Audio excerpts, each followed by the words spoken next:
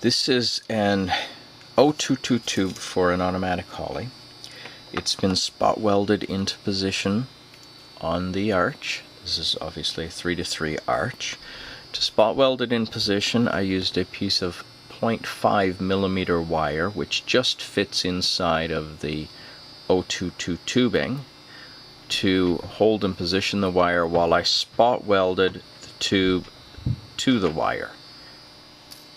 And now I'm ready to go ahead with the soldering. To do the soldering,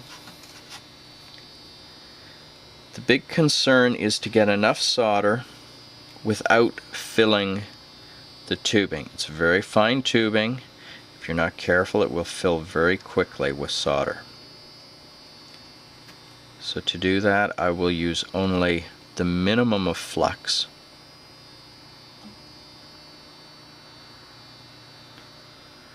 Just enough to help me get a bond there.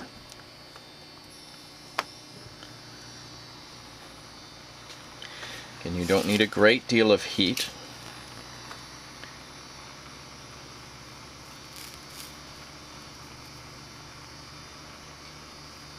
So you don't need a very fast flame.